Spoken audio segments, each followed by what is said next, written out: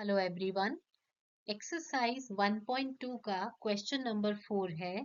Given that HCF of 306 and 657 is 9, then find the LCM of the same numbers. इस type के questions को करने के लिए हमें एक प्रॉपर्टी लर्न होनी चाहिए और वो प्रॉपर्टी क्या है? LCM multiplied by HCF is equal to multiplication of numbers. कहने का मतलब जो दो नंबर्स हमें दिए हैं उनका मल्टीप्लिकेशन और उन्हीं दोनों नंबर्स के HCF और LCM का मल्टीप्लिकेशन इक्वल होता है, सेम होता है, राइट? नाउ HCF की वैल्यू हमें 9 दी है, let's put that here, multiplied by LCM equals to 306 multiplied by 657. Let's solve. Now क्योंकि हमें क्वेश्चन में LCM पूछा है, इसलिए हम LCM को यहाँ पे अकेला करेंगे।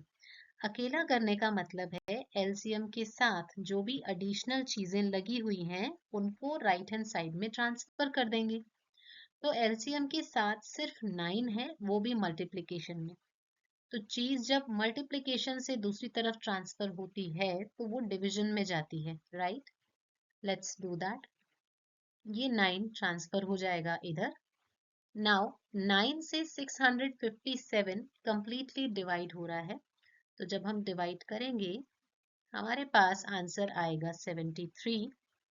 ये हो गया LCM equals to 306 multiplied by 73. LCM is equal to 22,338. That will be our answer. All right. Exercise 1.2 का ही एक और क्वेश्चन है, question number 5. Check whether 6 to the power n can end with 0 digit for any natural number. कहने का मतलब 6 में कोई भी पावर लगाने से क्या वो 0 डिजिट से एंड हो सकता है, ये हमें चेक करना है। Let's start. सबसे पहले हम 6 के प्राइम फैक्टर्स करेंगे। तो 6 की पावर n को लिखा जा सकता है 2 multiplied by 3 to the power n, right? अब इस n पावर को 2 और 3 पे डिस्ट्रीब्यूट कर सकते हैं। कहने का मतलब n जो है 2 पे अलग से अप्लाई हो जाएगा और 3 पे अलग से अप्लाई हो जाएगा।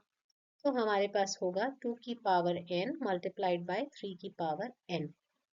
नाउ अगर हमें कोई नंबर चाहिए जो 0 डिजिट से एंड हो रहा है, फॉर एग्जाम्पल छोटे से छोटा नंबर हम लेते हैं, दैट इज 10, राइट?